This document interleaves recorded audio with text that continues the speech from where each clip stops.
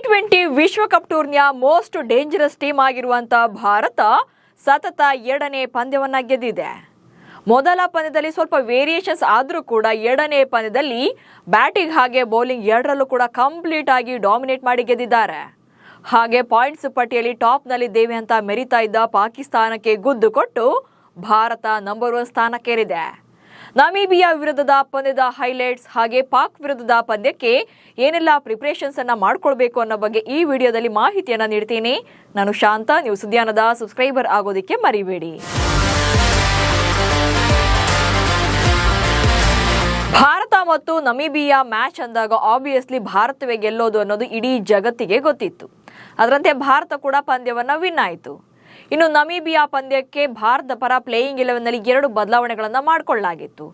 ಅಭಿಷೇಕ್ ಶರ್ಮಾ ಅವರಿಗೆ health issue ಇರೋದ್ರಿಂದ ಅವರು ತಂಡದಿಂದ ಹೊರಗುಳಿದ್ರೆ ಅವರ ಬದಲಿಗೆ ಸಂಜು ಸ್ಯಾಮ್ಸನ್ಗೆ ಪ್ಲೇಯಿಂಗ್ 11ನಲ್ಲಿ ಓಪನರ್ ಆಗಿ ಅವಕಾಶ ಸಿಕ್ಕಿತ್ತು. ಹಾಗೆ ಸಿರಾಜ್ ಬದಲಿಗೆ Jasprit Bumrah fit and fine ಆಗಿ ತಂಡವನ್ನ ಸೇರ್ಕೊಂಡಿದ್ರು.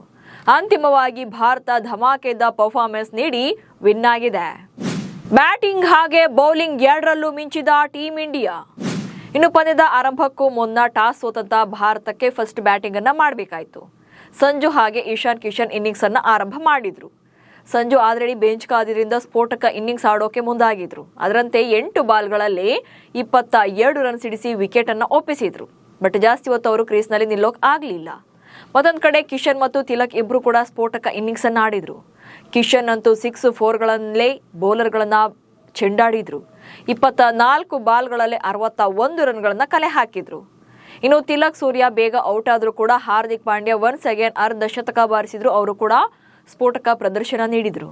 ಇನ್ನು ಶಿವಮ್ ದುಬೆ 23 ರನ್ಗಳನ್ನ ಕಲೆ ಹಾಕಿದ್ರು. ಉಳಿದಂತೆ ಯಾರ ಕಡೆಯಿಂದ ಬಿಗ್ ಸಪೋರ್ಟ್ ಸಿಗಲಿಲ್ಲ. ಅಂತಿಮವಾಗಿ ಭಾರತ 20 ಓವರ್ಗಳಲ್ಲಿ 209 ರನ್ಗಳನ್ನ ಕಲೆ ಹಾಕಿತ್ತು. ಅಂಡ್ ನಮೀಬಿಯಾ ಪರ ನಾಯಕ ಜೆರಾರ್ಡ್ ಎರಾಸ್ಮಸ್ ಅವರು 4 ವಿಕೆಟ್ಗಳನ್ನ ತೆಗೆದಿದ್ದು ಕೂಡ ವಿಶೇಷವಾಗಿತ್ತು. ಇನ್ನು ಭಾರತ ನೀಡಿದಂತ ಗುರಿಯನ್ನ ಬೆನ್ನಟ್ಟೋದು ನಮೀಬಿಯಾಗೆ ಅಸಾಧ್ಯ ಅನಿಸಿದ್ರು ಕೂಡ ಅವರು ಕೂಡ ಸ್ವಲ್ಪ ಮಟ್ಟಿಗೆ ಫೈಟ್ ಕೊಟ್ಟರು. 116 ರನ್ಗಳಿಗಷ್ಟೇ ಅವರಿಗೆ ಸ್ಕೋರ್ ಅನ್ನ ಮಾಡೋಕೆ ಸಾಧ್ಯವಾಯಿತು. ಆ ನಂತರ ಆಲ್ ಔಟ್ ಆಗ್ತಾರೆ. ಇನ್ನು ಭಾರತ ಪರ ವಿಕೆಟ್ ಕಾಲಂನಲ್ಲಿ ಬಾಲ್ ಹಾಕಿದವರೆಲ್ಲ ವಿಕೆಟ್ಗಳನ್ನ ತಗೊಂಡ್ರು. ಅದರಲ್ಲೂ ಕೂಡ ಚಕ್ರವರ್ತಿ 3 ವಿಕೆಟ್ಗಳನ್ನ ಪಡೆದು ಶೈನ್ ಆದ್ರು. ಇನ್ನು ಈ ಪಂದ್ಯದ ಮೂಲಕ ಭಾರತ ಹಲವು ದಾಖಲೆಗಳನ್ನು ಕೂಡ ಬರೆದಿದೆ. ಸೊ ಭಾರತ ನಮೀಬಿಯಾ ವಿರುದ್ಧದ ಪಂದ್ಯದಲ್ಲಿ ಏನೆಲ್ಲ ರೆಕಾರ್ಡ್ಗಳನ್ನ ಮಾಡಿದೆ ಅನ್ನೋದನ್ನ ಒಂದೊಂದಾಗಿ ನೋಡ್ತಾ ಹೋಗೋಣ. ಮೊದಲನೇದಾಗಿ ಭಾರತ ಇಶಾನ್ ಕಿಶನ್ ಅವರ ಸ್ಫೋಟಕ ಬ್ಯಾಟಿಂಗ್ನಿಂದಾಗಿ T20 ವಿಶ್ವಕಪ್ನಲ್ಲಿ ಅತ್ಯಂತ ವೇಗವಾಗಿ 100 ರನ್ಗಳನ್ನ ಕಲೆ ಹಾಕಿದಂತ ಮೊದಲ ತಂಡ ಎನಿಸಿಕೊಂಡಿದೆ. ಕೇವಲ 41 ಎಸೆತಗಳಲ್ಲಿ 100 ರನ್ಗಳನ್ನ ಕಲೆ ಹಾಕಿದೆ. ಈ ಮೂಲಕ ಭಾರತ ನೆದರ್ಲ್ಯಾಂಡ್ನ ಹೆಸರಿನಲ್ಲಿದ್ದಂತ 12 ವರ್ಷಗಳ ಹಿಂದಿನ ಹಳೆಯ ದಾಖಲೆಯನ್ನ ಬ್ರೇಕ್ ಮಾಡಿದೆ. 2014ರ ಆರಂಭದಲ್ಲಿ ನೆದರ್ಲ್ಯಾಂಡ್ಸ್ ಐರ್ಲೆಂಡ್ ವಿರುದ್ಧ 42 ಎಸೆತಗಳಲ್ಲಿ 100 ರನ್ಗಳನ್ನ ಕಲೆ ಹಾಕಿತ್ತು. ಸೊ ಈ ರೆಕಾರ್ಡ್ ಅನ್ನ ಭಾರತ ಬ್ರೇಕ್ ಮಾಡಿದೆ.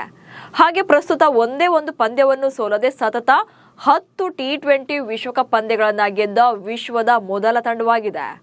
ಕಳೆದ ಸೀಸನ್ ನಲ್ಲಿ ಅಂದ್ರೆ ಕಳೆದ ವಿಶ್ವಕಪ್ ಋತುವಿನಲ್ಲಿ ಸತತ 8 ಪಂದ್ಯಗಳನ್ನ ಗೆದ್ದು ಪ್ರಶಸ್ತಿಯನ್ನು ಕೂಡ ಗೆದ್ದಿತ್ತು. ಈ ಮೂಲಕ ಈ ಸಲ ಅಂದ್ರೆ ಈ ಬಾರಿಯ ಟೂರ್ನಿಯಲ್ಲಿ ಸತತ 2 ಪಂದ್ಯಗಳನ್ನ ಗೆದ್ದುಕೊಂಡಿದೆ. ಸೊ ಹಳೆ ಟೂರ್ನಿ ಹಾಗೆ ಈ ಟೂರ್ನಿ ಎಲ್ಲ ಸೇರಿ ಸತತವಾಗಿ 10 ಪಂದ್ಯಗಳನ್ನ ಗೆದ್ದಿದೆ ಭಾರತ. ಹಾಗೆ ಒಟ್ಟಾರೆ ICC ಇವೆಂಟ್ಗಳ ದಾಖಲೆ ಕೂಡ ನೋಡಿದ್ರೆ ಅದ್ಭುತವಾಗಿದೆ. ಏಕದಿನ ವಿಶ್ವಕಪ್, T20 ವಿಶ್ವಕಪ್, ಚಾಂಪಿಯನ್ಸ್ ಟ್ರೋಫಿಯಲ್ಲಿ ಭಾರತ ಕಳೆದ 27 ಪಂದ್ಯಗಳಲ್ಲಿ 25ರಲ್ಲಿ ಗೆಲುವನ್ನ ಸಾಧಿಸಿದೆ. ಕೇವಲ ಒಂದೇ ಒಂದು ಪಂದ್ಯವನ್ನ ಮಾತ್ರ ಸೋತಿದೆ. ಸೊ ಇನ್ನೊಂದು ಪಂದ್ಯ ಡ್ರಾನಲ್ಲಿ ಕೊನೆಗೊಂಡಿದೆ. 2023ರ ಏಕದಿನ ವಿಶ್ವಕಪ್ನಲ್ಲಿ ಭಾರತ ಅಜೇಯವಾಗಿ ಫೈನಲ್ಗೆ ತಲುಪಿತ್ತು. ಬಟ್ ಫೈನಲ್ನಲ್ಲಿ ಆಸ್ಟ್ರೇಲಿಯಾ ವಿರುದ್ಧ ಸೋಲನ್ನ ಕಂಡಿತ್ತು. ಇದು ICC ಇವೆಂಟ್ಗಳಲ್ಲಿ ತಂಡದ ಏಕೈಕ ಸೋಲಾಗಿದೆ. ಇದರ ಬಳಿಕ ಭಾರತ 2024ರ T20 ವಿಶ್ವಕಪ್ನಲ್ಲಿ ಎಲ್ಲಾ ಪಂದ್ಯಗಳನ್ನ ಗೆದ್ದು ಪ್ರಶಸ್ತಿಯನ್ನು ಕೂಡ ಗೆದ್ದುಕೊಂಡಿತ್ತು. ಇನ್ನು 2025ರಲ್ಲೂ ಕೂಡ ಸೇಮ್ ಚಾಂಪಿಯನ್ಸ್ ಟ್ರೋಫಿಯಲ್ಲೂ ಕೂಡ ಒಂದೇ ಒಂದು ಪಂದ್ಯವನ್ನ ಸೋಲದೆ ಟ್ರೋಫಿಯನ್ನ ಗೆದ್ದುಕೊಂಡಿತ್ತು. ಸದ್ಯ ಭಾರತ ಅಖಾಡ ಕೇಳಿದ್ರೆ ದಾಖಲೆಗಳು ಫಿಕ್ಸ್ ಎನ್ನುವಂತಾಗಿದೆ. ನಮೀಬಿಯಾ ವಿರುದ್ಧ ಭರ್ಜರಿಯಾಗಿ ಗೆದ್ದಿರುವಂತ ಭಾರತ ಈಗ ಭಾನುವಾರ ಪಾಕಿಸ್ತಾನದ ವಿರುದ್ಧ ಅಖಾಡಕ್ಕಿಳಿಯಲಿದೆ.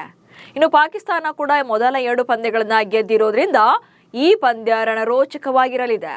ನಮಸ್ಕಾರ.